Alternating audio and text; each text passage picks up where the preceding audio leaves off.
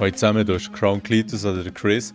Ich hoffe, es geht euch gut. Ich hoffe, alles klar bei euch. Hey. Bei uns geht es jetzt schon gleich los mit dem zweiten King. Und schon gleich kommt auch der Nintendo Switch raus. Also zwei Sachen, wo man sich darauf freuen kann. Auf das eine natürlich schon ein bisschen mehr als auf das andere. Und ja, mit dem Nintendo Switch möchte ich eigentlich auch starten. Und zwar etwa vor einer Woche, nicht nur etwa, sondern ziemlich genau, ist ja in Zürich, Oerlikon, im Chicago 1928 Club so ein kleines Event von Nintendo Schweiz, wo man eben den Switch hat ausprobieren konnte. Ja, es war ganz okay gewesen. Leider nicht ganz so viele Anspielstationen. Vor allem beim Zelda. Das hätte ich gerne eigentlich ausprobiert, aber das war eigentlich schon komplett ausgebucht gewesen. Anyway, ein bisschen zuschauen. ARMS habe ich gespielt, habe ich ziemlich cool gefunden. Das Mario Kart ist auch cool. Es ist halt einfach das 8 mit allen Zusätzen noch dazu. Und ja, so aufs One-Two-Switch freue ich mich eher mittelmässig, aber auch mit der Kleinen wird das vermutlich schon noch lustig. Und das Bomberman kommt ja dann auch noch am Release-Tag raus. Ja, und allgemein finde ich es für mich eigentlich die perfekte Konsole, um ehrlich zu sein, weil jetzt mit einer etwas grösseren Family und so ist es sowohl perfekt, wenn man Konsolen einfach on the go mitnehmen kann, dort kann weiterspielen kann, wieder eindocken und so. Hey, wie manchmal habe ich mir das schon gewünscht, weil klar habe ich auch zwischendurch mal der 3DS oder die Vita dabei, aber irgendwie Games, wo man halt einfach auf der grossen Konsole zocken kann, auch unterwegs dabei zu haben, das ist schon ganz eine smarte Sache. Also ich bin gespannt, was daraus wird, was sie daraus machen. Zum Glück gibt es den Pro-Controller, der ist sicher auch schwer in Ordnung, so der regulär. Bin ich noch gespannt mit diesen Doktor Joy-Cons, wie sich der anfühlt. Aber portabel fühlt sich auf jeden Fall der Switch auch schon gut an. Also, ja. Es ist sicher jetzt nicht gerade für die gleiche Zielgruppe, die eben so eine PS4 oder eine Xbox One favorisiert, weil dort hat man natürlich grafisch schon ein ganz anderes Level und auch von den Games, halt, von der Orientierung. Nintendo-Konsolen sind halt einfach schon für Familien viel geeigneter als die grossen, bis die Kids ein bisschen älter sind, aber am Anfang zum Glück gibt es Nintendo. Bei mir eben das Ding reinziehen und jetzt ist ja auch schon das Unboxing rausgekommen. Ihr könnt euch das Ding selber reinziehen, wenn ihr auf Nintendo Switch Unboxing oder auf YouTube nach Nintendo Switch Unboxing sucht. Ist es das hier vom Flowco oder KO, whatever, yo. Auf jeden Fall, er hat so ein Ding schon bekommen und packt es dann irgendwie mit seinem Kollegen aus, für die es interessiert. Ja, wirklich eine spannende Zeit, muss ich sagen. Und was halt einfach auch noch interessant ist, das Zelda, das Breath of the Wild, wird ja ziemlich Open World Jeans und ja, man kann jetzt davon halten, was man will von dieser Zelda-Serie oder eben von Nintendo Games, aber so ein bisschen aus Vorfreude bin ich jetzt so Ocarina of Time noch ein bisschen am Spielen auf dem 3DS. Und ja, Zelda sind halt schon auch ganz spezielle Games. Ich verbinde das auf jeden Fall mit meiner Kindheit, gerade dann, als das erste ist rausgekommen. Es war schon noch faszinierend gewesen. Und für die jetzt so ein bisschen jünger sind, ich nehme an, das Zelda bietet für jede Generation wieder etwas. Jetzt hat es ja auch so Survival-Zeug drin, kann man ein bisschen Sachen craften und so. Man kann gespannt sein. Nintendo macht eigentlich meistens schon nicht so schlechte Games, wenn man es mal ein bisschen objektiv betrachtet. Und für die es halt einfach kindisch finden, die sind vielleicht gerade im Alter, wo sie eben lieber ein bisschen andere Sachen auschecken, was in Ordnung ist. Aber für die Jungen oder eben die dann auch schon wieder ein bisschen älter sind mit Family, ja, Big Up an Nintendo. Wirklich Big Up. Beim Zelda ist ja noch lustig, gibt es jetzt auch DLC. Es ist ja nicht das erste Mal, was es bei einem Nintendo DLC gibt. Nintendo Game beim Mario Kart 8, das finde ich auch ein ganz interessanter Kandidat, weil dort hat man ja 2 DLC-Pakete bekommen mit richtig geilen Strecken. Also ich finde, das ist das Geld absolut wert gewesen. Und für die halt gerne noch so ein bisschen konstant gegen DLC halten, was willst du machen? Es ist halt einfach wirklich etwas, wo Publisher Unmengen von Geld verdienen oder Entwicklungsstudios, wenn sie ein bisschen gescheit machen. Und ich weiss nicht, ob ihr euch so ein bisschen mit diesen Earning Calls so, beschäftigt habt, die jetzt erst waren, weil jetzt das Geschäftsjahr halt je nachdem durch sind. Und die machen ja unglaublich Knete. Activision Blizzard, die hat die Zahlen nicht im Kopf, aber das ist wahnsinnig. Wahnsinnig, wie viel das die mit DLC und auch so halt Ingame Sachen, die man mit echtem Geld kaufen kann, verdienen. Und das Problem ist halt einfach wirklich auf der Hange und ich bin sicher auch Teil des Problems, weil zum Teil kaufen wir auch so Zeug. Gerade im Titanfall habe ich sie gerne ein bisschen unterstützt mit ein paar zusätzlichen Tarnungen. Ja. Und irgendwie, eben die Leute kaufen es und die halt dagegen fluchen und es hoffentlich selber in dem Fall nicht kaufen, da ist einfach keine Chance, weil am Schluss sind ja eigentlich schon die so ein bisschen das Geld in der Hand haben bei den Firmen, die das Ganze lenken. Und wenn die so viel Stutz machen mit Zeug, die fast keinen Aufwand braucht, je nachdem, das ist eine Goldgrube. Ja, ja. Aber wie gesagt, Zelda bekommt auch DLC. Gerade am Anfang, wenn man sich das Ding zieht, bekommt man 3 Schatztruhen, die einem so ein bisschen das Leben einfacher machen. Und ein extra spezielles T-Shirt oder Oberteile. Und wer sich jetzt denkt, irgendetwas richtig Cooles, nein. Es ist einfach ein Switch-T-Shirt, vermutlich in Rot, wo mit einem weißen Schriftzug Switch draufsteht und das Logo drauf ist, was ich so unglaublich lame finde, dass ich es eigentlich gerne noch nicht glauben kann. Aber auch hier jedem das Seine und DLC 1 und 2 werden dann je nachdem mehr oder weniger gross ausfallen. Aber ich nehme an, dass sie da schon etwas reinstecken. Ja, eben Nintendo sind auf jeden Fall gespässige Scheiben als Firma. Aber sie liefern auch schon Quality-Stuff ab, was Games betrifft. Ja, gehen wir noch kurz zum Resident Evil 7. Ich habe gesehen, der Dave hat sich jetzt auch gezogen. Nur noch ein bisschen weiterspielen. Eigentlich muss ich jetzt ein bisschen aufpassen wegen Spoilers in diesem Fall. Aber was ich erwähne, ist, dass ich es jetzt 2-mal durchgespielt habe. Einmal auf Easy, so ein bisschen, so als Daddy, so ein bisschen älter, kann man sich das wieder erlauben. Das ist es auch nicht so peinlich. Und ja, ich habe halt schon ein bisschen den Schiss in der Hose bei so Games, habe ich auch schon erwähnt. Und dann ist es halt einfach so, ja, auf Easy kann man sich mal ein bisschen besser herentasten. Das habe ich auch gemacht, habe es dann auf Normal auch durchgespielt. Und ja, jetzt das Nächste, das wird ja auch nächste Woche starten, ist mal ein Speedrun. Dort geht es ja darum, das Game in 4 oder 5 Stunden durchzuspielen. Wenn man sich so ein bisschen gut orientiert, kann man es auch leger in 3 Stunden schaffen, habe ich gesehen. Und das möchte ich auf jeden Fall auch noch machen. Und irgendwann dieses Jahr, wenn ich wieder mal Bock habe, das richtig geile Game zu spielen, werde ich dann auch der Madhouse-Schwierigkeitsgrad, der höchste, wo ja alles noch so ein bisschen verändert ist, Platzierung der Items und so. Kann man nur beschränkt speichern. Ja, ist einfach viel härter. Die wahre Resident Evil 7 Experience, sagen sie, und das wollte ich mir auf jeden Fall auch noch geben. Der Vorteil ist, mit all diesen Boni, die ich dann habe, durchs Durchspielen, wird es dann auch ein bisschen einfacher. Ja. Jetzt nur noch ein kleiner Hinweis auf den YouTube-Channel. Der Nightmind heisst der Channel. Der befasst sich vor allem so mit ARGs. Das sind ja so die Spiele, die auch in der echten Welt zum Teil stattfinden. Also so fiktive Sachen, die auch mit Gegenständen, die man auch in unserer Welt finden kann, so zu tun haben. Die es können, schnallen um was es geht. Und diesen kann ich es zum Teil schon noch empfehlen. Es gibt schon noch interessante Sachen. Aber eigentlich wollte ich jetzt gar nicht zu fest durch seine Videos scrollen, sondern ja, zieht nach seinen, wenn ihr Lust habt. Auf jeden Fall hier das Video für die Resident Evil 7 durchgespielt haben oder halt das Let's Play geschaut haben und sich noch ein bisschen für mich interessieren, weil er analysiert das Zeug auch sackstark. Zieht nach das Video rein, ist relativ lang, halt mit einer Stunde, aber ist es absolut wert. Seine Videos sind echt top und es ist unglaublich interessant, zum Teil seine Perspektive auch auf Games oder eben auch auf die anderen Spiele zu bekommen. Ja, alles gezeichnet. Also, jetzt machen wir noch schnell etwas anderes. Und zwar die sich an Outrun erinnern können.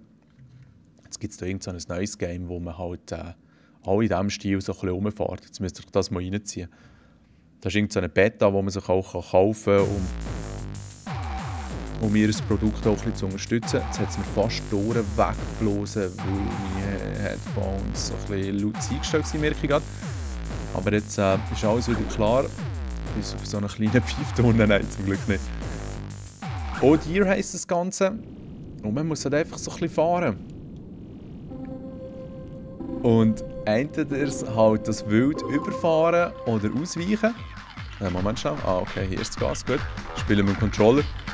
Und es hat halt einfach auch, eben wie früher das Outrun mit dieser speziellen Grafik, die auf einem zu scrollt, zu tun. Ganz, ganz, ganz abgefahrene Musik und Grafik. Was für ein Game, habe ich mir nur gedacht. Hey, und der schädert nur gut hin und her mit dem... oh, wenn ich mit dem Controller spiele. So, jetzt kommen die, das Wild. Ja. So, ja. Eben, das Ziel ist nicht ganz klar, weil am Schluss gibt es eine Abrechnung für so viel, wie man getroffen hat und für so viel, wie man vermieden hat. Und ich habe irgendwie gelesen, dass je mehr dass man dann trifft, umso dürniger wird dann die Musik und das ganze Level und so. Eben, es gibt dann auch so, ja, so strube LSD-Effekte. Und zum Teil wird es mir auch fast ein bisschen schlecht, je nach Level näher. Weil es halt so reinblitzt auch. Ja, was erzähle ich da eigentlich überhaupt? Ist also ein ganz schräges Game. Genau, vor allem wenn dann so LSD und Pixelzeug kommt. Und dann gibt es aber auch wieder Sachen, die richtig geil aussehen. Einfach die Steuerung mit dem Controller ist richtig schlecht. Mir jetzt gerade das mit dem Hin- und Herschlenker hast zum Glück mit der Tastatur nicht. Ui, jetzt muss ich doch reinziehen. Ja, und es geht eigentlich nur darum, ein bisschen gut mit Gas und Bremse spielen. Und dann kann man da eigentlich gäbig driften und das kontrollieren. Hä? Ist es abgefahren, oder? Was für ein Game! Was für ein Game! Jetzt verwünsche ich ihn. Yes! Also. Sorry. Ja. Hey, was passiert da? Zum Teil schnell ich es auch nicht ganz, weil der Karrenanbau so hängen bleibt. Und ja, und der Wolkenhimmel, der ist auch... Yes! Ja. Vielleicht hätte ich das Rote nicht so reinfahren, habe ich es gerade gemerkt. Ganz schräge Pflanzen hier auch. Und jetzt wird es langsam auch ein bisschen anspruchsvoller. Ich bin schön in der Wange drin, aber das lenkt gerade noch. Ganz geil. So, jetzt wechselt es wieder. Im Vergleich zum Outrun hat es halt nicht so Verzweigungen gegeben, was schon noch geil ist. Oh ja. Und der Effekt finde ich auch richtig krass. Wenn man jetzt hier reindriften, dann tut hinten das Schloss auch so leicht kippen. Hey, ich habe irgendwie voll kein Speed, he? Ich glaube, die Grafik ist mir schon ein bisschen ins Hirn gestiegen. So. Allzu lang geht es glücklicherweise eh nicht mehr, weil ihr seht ja, links ist meine Benzinanzeige. Und wenn die down ist dann Feuer oben. So. Ich bin mir auch nicht ganz klar, ob das ganze Auto eine Kollisionsbox hat oder ob man irgendwie die Scheibe in der Mitte muss treffen muss. Also dort, wo Menschen drin hocken. So, ja, jetzt haben wir es dann gerade geschafft. Was ich jetzt das letzte Mal geschafft habe, ist noch... Genau, jetzt bist du zum nächsten Level. Das pixelt es glaube ich gerade wieder, ja. Voll. Da war dann Feuer oben. Ja. Finde ich, sieht ganz geil aus, hinten mit den Pyramiden und so. Also wer so ein bisschen auf Pixelgrafik steht, es hat schon noch etwas zu bieten. Ich wiederum habe jetzt hier gar nichts zu bieten mit meinen Skills. Und der Most ist zwar ein bisschen aufgefüllt worden, aber es wird natürlich auch immer knapper, dass man es überhaupt noch schafft. Eben, wie gesagt, wenn ich das Getier nicht überfahre, ist das eigentlich auch kein Nachteil. Also man wird nicht irgendwie bestraft oder so. Sehr interessantes Konzept.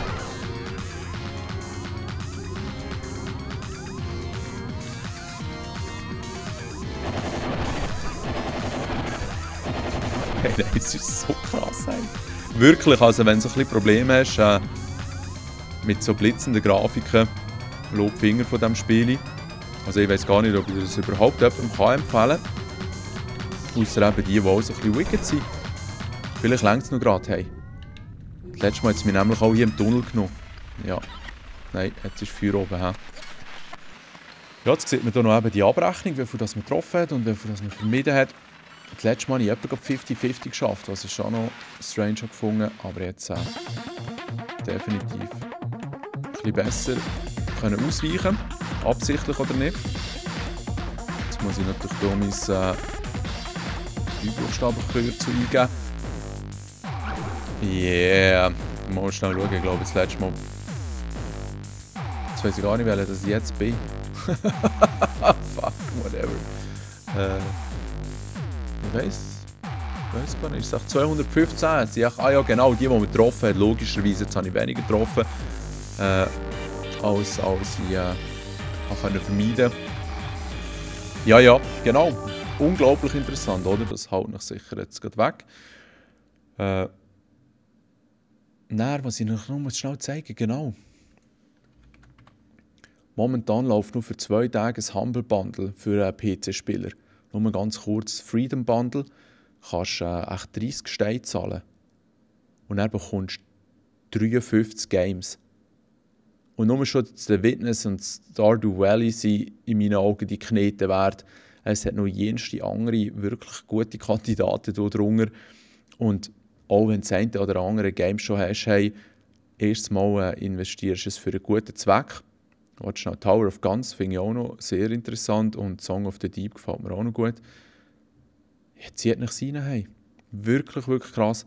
Wie gesagt, für einen guten Zweck. Und zwar tut man hier die American Civil Liberties Union unterstützen. Echt so ein bisschen gegen Trump. Oder auch sicher nicht für ihn. Dann hier Ärzte ohne Grenzen und so ein Rettungskomitee, wo scheint auch noch etwas Gutes ist. Ja, wir haben schnell ein paar Sachen zusammengelesen und muss sagen, wirklich guter Support. Sie tun das Ganze zu 100% an die Vereinigungen geben. Also sie zwacken selber nichts ab, das Mal.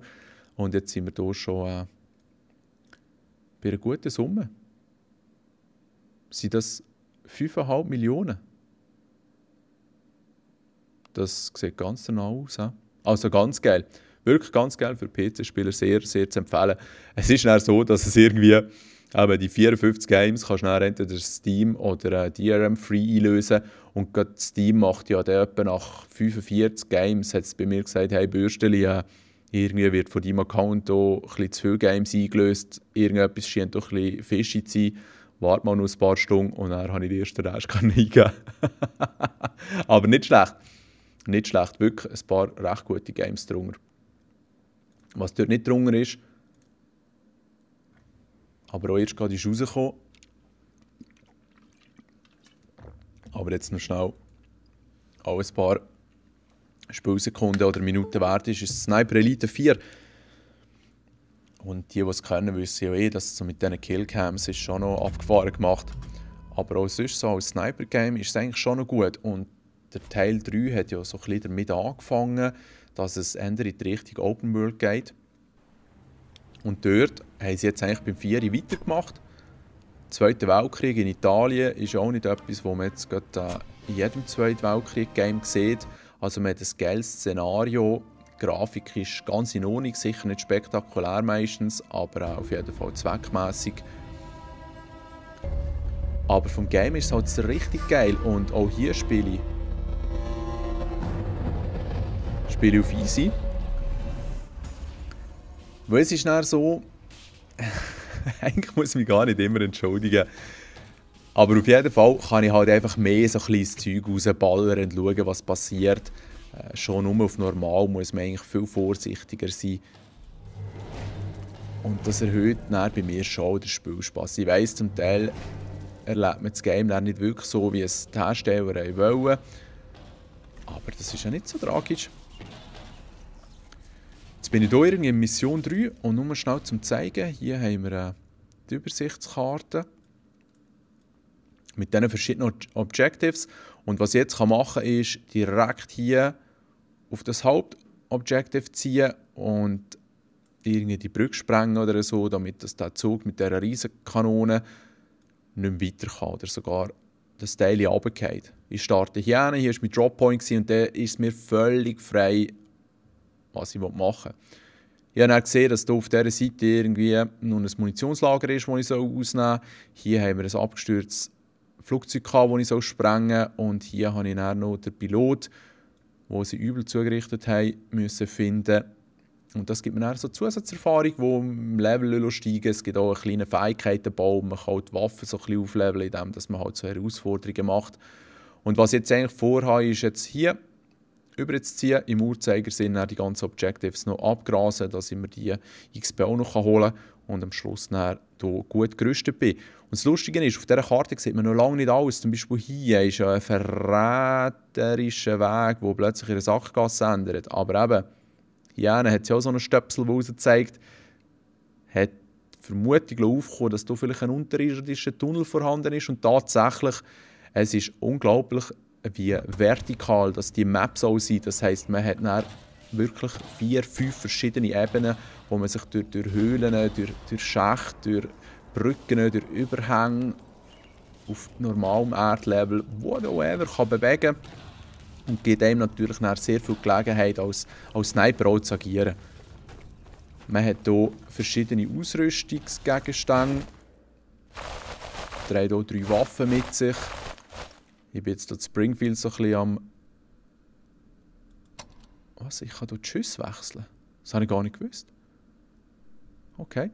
Ich bin hier in Springfield so ein bisschen am Nutzen und am Aufleveln. Das ist noch eine Silence, die Pistole. Und das ist halt einfach für die schlimmen Momente noch ein MG. Man hat hier jenste andere Sachen. Steine. Ja, Steine, cool. Das könnte ich eigentlich auch mal brauchen. Minen, Granaten, whatever. Also wirklich gut ausgerüstet. Man kann sich laufend, rennend, geduckt rennend, liegend bewegen.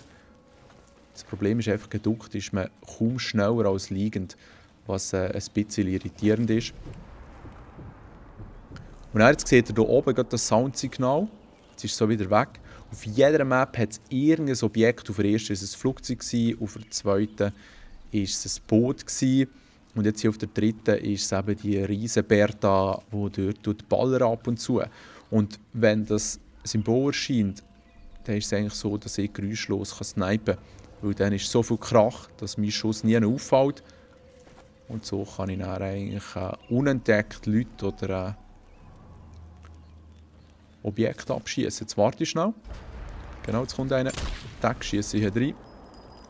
Es gibt halt auch immer Bonuspunkte, wenn ich so ein Ding in die Luft jage. Und ist auch noch gut gemacht. Es hat eine gewisse Zeitverzögerung. Die Explosion sieht anständig aus. Es ist dann einfach so, dass Gegner dann angelockt werden. Aber das dürfen sie gerne. Auf easy können sie wirklich auch auf mich zustürmen. Und in den meisten Fällen kann ich es dann abkassieren. Okay? Jetzt ist es hier also ein bisschen vermint. Ich muss schnell schauen, auf welchem Weg ich bin. Okay, wir ziehen rechts rauf. Die Akustik ist auch sehr nice. Die Schüsse sind auch sehr laut, was ja eigentlich auch realistisch ist. Und man hört auch gut, ob jetzt irgendeiner einem auf den Fersen ist. Also jetzt auch hier, die Wege verzweigen sich konstant. Ist das gerade hier, wo ich rauf sollte? Ja, genau. Man hat immer wieder die Möglichkeit, auch irgendwelche Leiter raufzuklettern. Okay, hier muss ich selber klettern, gut. Die Steuerung ist ganz in Ordnung. Ich spiele es mit Maus und Tastatur. Ach du Scheiße. Wie läuft euch jetzt das? Weil ich halt einfach besser zielen kann als mit dem Controller.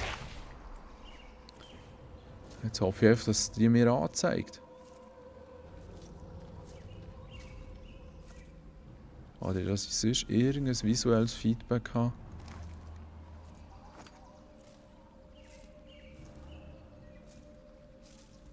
Das Game finde ich wirklich... Oh! Geiles Timing! Das Game finde ich wirklich der Hammer. Fuck, das hat richtig weh gemacht. Darum habe ich eben, ja, bin auch einer von denen, mir geht der Season Pass auch gezogen. Da gibt es noch so eine Mission, wo man den Hitler killen kann. Das ist doch immer eine schöne. Und eben so Games, wo man Nazis erschießen kann, das habe ich jetzt schon ein paar Mal erzählt. Das ist eigentlich schon noch in Ordnung. Hey, ich sehe hier nichts. Was ist echt das? Ein Stolperfaden, oder? Ah, schau jetzt hier vorne. Yep, alright. Also, wo kann ich da diffusen? Hier? Nein. Auf der anderen Seite? Jawohl. Und dann kann ich die, glaube ich, auch mitnehmen. Looks useful. Nice, genau. Also, jetzt weiss ich auch, auf was ich muss schauen. Davor ist gerade die nächste, oder? Da. Nein. Wow. Okay, auf easy jetzt hier. Was ist das gewesen?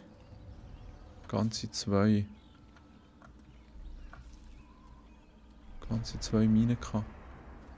Was ist das für ein Prompt, der da auftaucht? Ah, Emerge. Okay, sorry. Okay. Also, das heisst,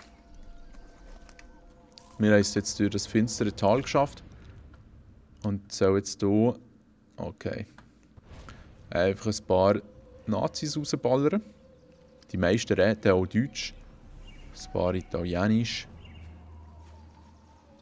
Absoluter Crap, was die Qualität von der Sprecher anbelangt. Der eigene Typ geht noch so. Aber eben gerade die Deutschen haben das klingt ja lächerlich zum Teil. Aber das Game spielt ja auch niemand wegen der Story. Auf jeden Fall right, dass sie schon noch eine eingebaut haben. So ist zum Beispiel auch so eine schöne. Jetzt warte ich schnell. Ui. Oh nein, so schön ist der gar nicht. Damn. Junge.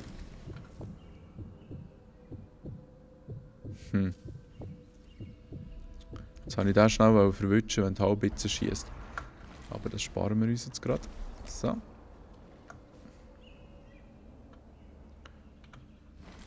Ja, ja, und ich...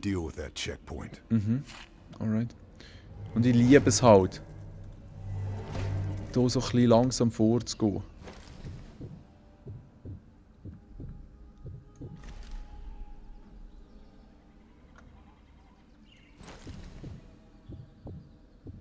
Scheiße, das ist nicht so gut, wenn du neben dran bist. Sonst hätte ich den Commander jetzt schon gekillt. Vielleicht ergibt sich eine gute Double-Kill-Chance. Not really. Ah, das sind jetzt die Silent Shots, hä? Ja. Ja. Der hat es schön zerpfledert. Meistens gibt es Schüsse, die ins Auge gehen. Damn, was macht der Typ? Scheiße.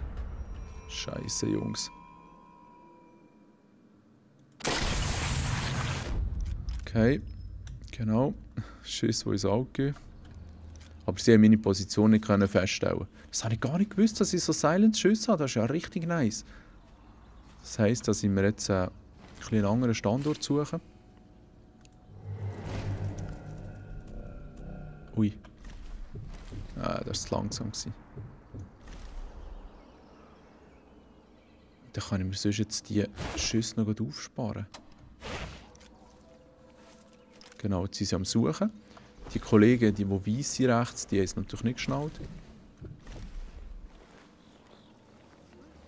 Die kann man da jetzt eigentlich schon noch ein bisschen Zeit lassen.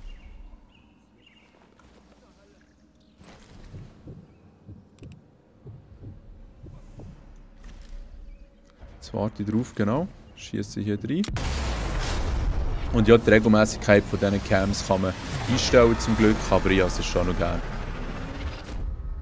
So, jetzt hoffe ich, dass irgendeiner zurückläuft. Oder dass sie wenigstens vor der Explosion nachher... Wow. Ja, genau. Mal, es hat einen verwünscht. Sehr nice. Also, schau jetzt.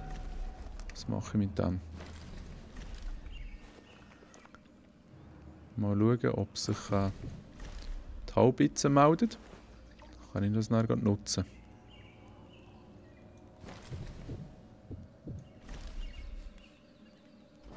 Yeah. Seine Balls vielleicht. Ah, scheiße. Es gibt noch... Oh! Oh, das war jetzt ein bisschen Spuk, hä? Oh ja, jetzt muss ich aufpassen. Es gibt noch extra Punkte, wenn man eben Balls abschießt. Das ist schon noch abgefahren. Also jetzt wollen sie wirklich aktiv versuchen hier. Scheiße.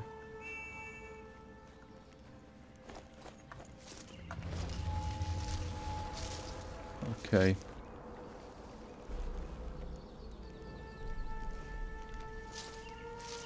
Das heisst, ein bisschen aufpassen. Und häufige Positionswechsel helfen natürlich auch.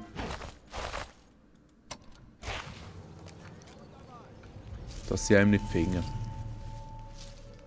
Ziel wäre natürlich irgendwie unbemerkt durchzukommen, das ist selbstverständlich. Aber ja, ja. Wie gesagt, auf easy kann man sich hier easy einiges erlauben. Den können wir jetzt hier von hinten nehmen. Ah, damn. Ui, ui, ui, ui, da unten war einer, ha? Der hat mich vermutlich sogar gesehen.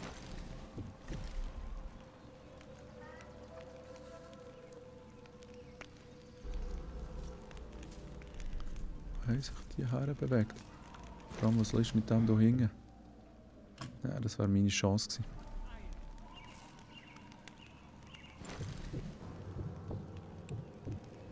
Da ist auch noch ein Köpfchen.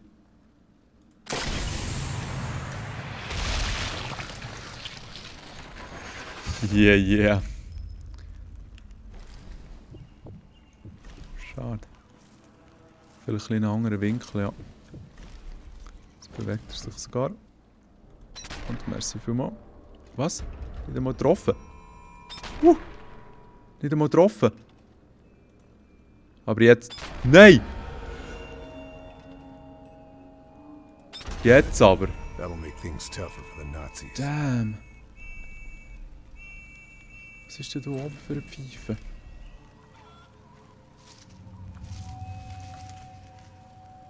Okay. Strange. Da ein Säckchen da rein, hä?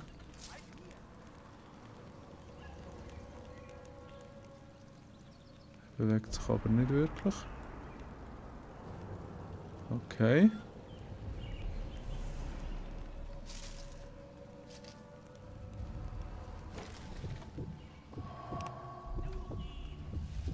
Der sieht mich. Wieso sehe ich ihn nicht? Ah, da ist er gut. So kann man schon ein bisschen durchbeschissen. Oh ja. Schön durchbeschissen, oder? Okay, und der dort oben ist, das macht mich ein bisschen nervös, um ehrlich zu sein. Darum möchte ich mir den auch noch schnell vornehmen. Da komme ich da gar nicht durch. Da oben steht er ja.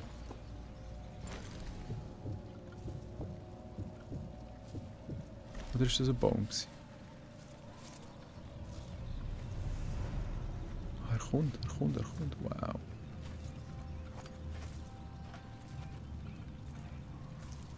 Du bist doch nicht. Nein. Ja, der war ein bisschen hohl, oder?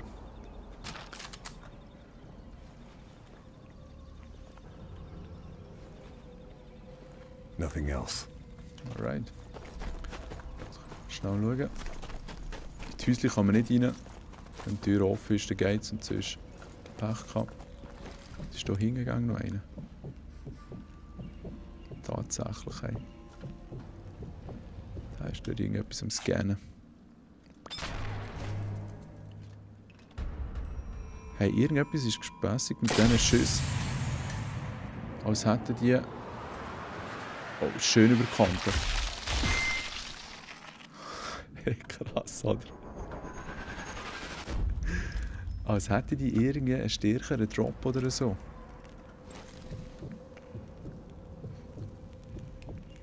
Jetzt hat da nur mal einen gehabt. Mann. Jetzt sagen wir, wagen uns jetzt mal ab. Aber habe ich gesagt.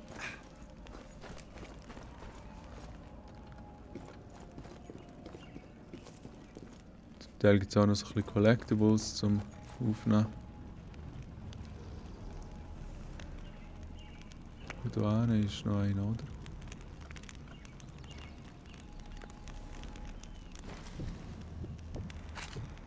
Ja, tatsächlich. Was können wir da machen? Schön. Weniger schön.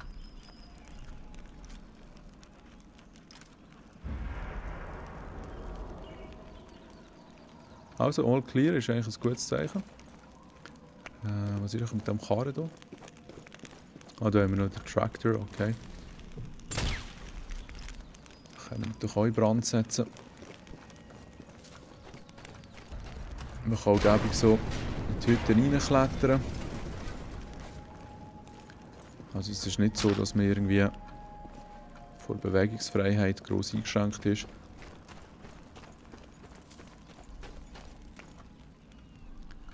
Sind echt die 3, die da sind rumgehängt, jetzt alle über schauen können? Ja, sieht ganz aus. Jetzt, was ist hier? Ah, der zweite Checkpoint. Noch einer. Und da ist dann so ein gepanzertes Fahrzeug, das ich so stoppen. Ja, ich würde mir erlauben, hier halt schon fertig zu spielen. Für heute. Ich hoffe, ich euch ein bisschen lustig machen kann. 2, 3 Updates erzählen. Und wünsche ich euch eigentlich ein ganz cooles Weekend. Hey. Hört sich dann vielleicht so in einem Monat wieder oder so, realistisch gesagt. Aber wir werden es sehen. Alright. Schöne zusammen.